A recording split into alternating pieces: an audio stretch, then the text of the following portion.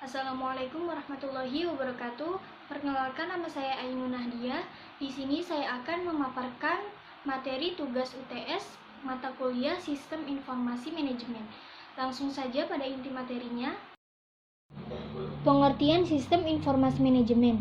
Sistem Informasi Manajemen adalah suatu sistem perencanaan bagian dari pengendalian internal dalam bisnis yang meliputi dokumen, manusia, teknologi, dan prosedur dalam akuntansi manajemen. Dikutip dari buku Sistem Informasi Manajemen, sistem informasi ini adalah kumpulan dari sistem manajemen atau sistem yang menyediakan informasi yang bertujuan untuk mendukung operasional manajemen dan pengambilan keputusan dalam suatu organisasi.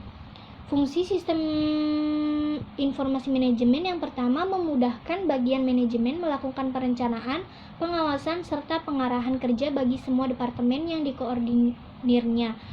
Lalu yang kedua, meningkatkan efektivitas dan efisiensi pengolahan data, karena data yang ada dalam sistem informasi suatu manajemen adalah data yang telah tersaji serta akurat dan bersifat real time.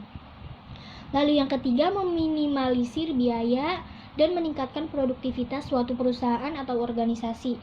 Lalu yang keempat, sebagai sarana peningkatan sumber daya manusia, karena dalam pelaksanaannya diperlukan unit kerja yang terstruktur dan terkoordinir yang berbasis teknologi.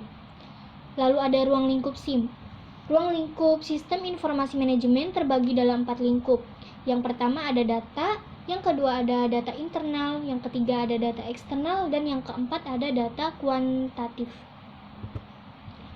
Lalu perkembangan sistem informasi manajemen. Yang pertama, pengolahan data. Pada pertengahan abad ke-20, perusahaan belum menyadari pentingnya informasi bagi manajer karena penggunaan teknologi komputer dalam aplikasi akuntansi yang disebut Accounting Informasi System atau AIS masih terbatas. Aplikasi akuntansi telah berkomputerisasi yang disebut Electronic Data Processing. Yang kedua, fokus pada informasi. Pada tahun 1964, generasi baru komputer yang menggunakan sirkuit silikon yang dikenal sebagai sirkuit chip silikon diperkenalkan yang berkinerja lebih baik dari sebelumnya. Alat ini dikembangkan terutama untuk tujuan membuat informasi manajemen. Lalu yang ketiga, pendukung keputusan.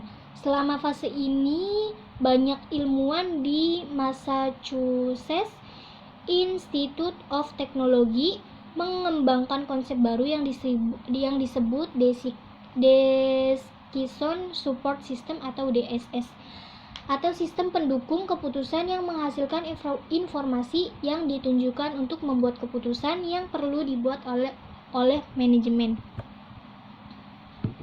Lalu yang keempat, komunikasi. Perkembangan selanjutnya datang dari aplikasi bernama Office Automation yang dapat menyediakan sarana komunikasi bagi administrator, meningkatkan komunikasi dan produktivitas bagi para manajer dan pekerja kantoran dengan menggunakan perangkat elektronik.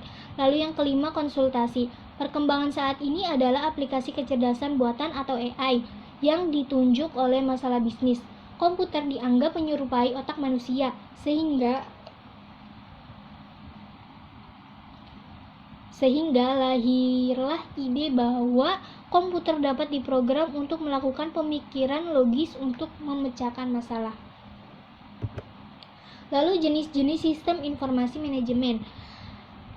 Yang pertama ada supply chain management atau manajemen rantai pasokan, office automation system atau sistem otomatis kantor, enterprise resource planning atau perencanaan sumber daya perusahaan, knowledge work system atau sistem kerja informasi, executive support system atau sistem pendukung administrasi, teknologi expert system dan artificial intelligence, teknologi sistem pakar dan kecerdasan buatan. Karakteristik informasi manajemen. Menggunakan pendekatan sistem berdekatan ini bersifat menyeluruh dalam mempelajari bagian-bagian sistem yang beroperasi dalam organisasi. Berorientasi pada manajemen merupakan karakteristik yang penting bagi sebuah sistem informasi manajemen agar dapat merancang sistem informasi yang efektif mulai dari pendekatan atas ke bawah berdasarkan kebutuhan. Dalam sistem ini manajemen diharapkan mampu mengakomodir semua kebutuhan spesifik dari para manajer dalam setiap hierarki organisasi atau perusahaan berbasis pengecualian.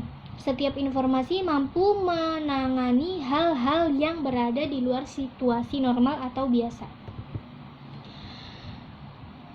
Berorientasi pada masa depan. Sistem informasi manajemen dibangun dengan orientasi baik dari histori atau masa lampau untuk masa depan.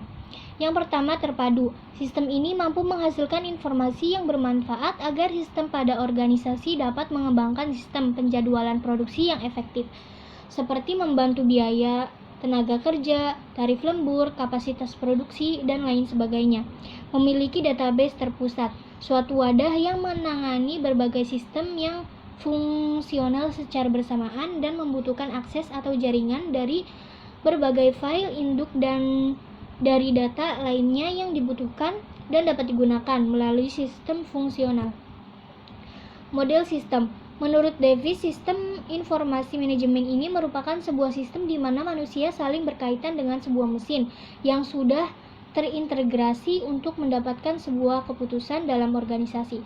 Davis pun memiliki beberapa dasar atau konsep bagian-bagian terkait dengan sistem informasi manajemen. Yang pertama, sistem terintegrasi, yang kedua sistem manusia, yang ketiga sistem yang menghasilkan dan menyajikan informasi, yang keempat sistem yang mendukung fungsi operasi, yang kelima sistem membutuhkan sebuah database, dan yang keenam sistem yang memanfaatkan berbagai model perencanaan dan keputusan. Konsep pengambilan keputusan. Pengambilan keputusan adalah sebuah sistem informasi yang berbasis komputer yang dapat menghasilkan berbagai alternatif keputusan dan membantu manajemen dalam menangani beberapa permasalahan yang sudah terstruktur. Komputer adalah sebuah kata kunci dikarenakan tidak memungkinkan dapat membangun SPK tanpa memanfaatkan sebuah komputer sebagai alat bantu, terutama dalam hal menyimpan data serta mengelolanya. Sekian yang bisa saya sampaikan, kurang lebihnya mohon maaf. Wassalamualaikum warahmatullahi wabarakatuh.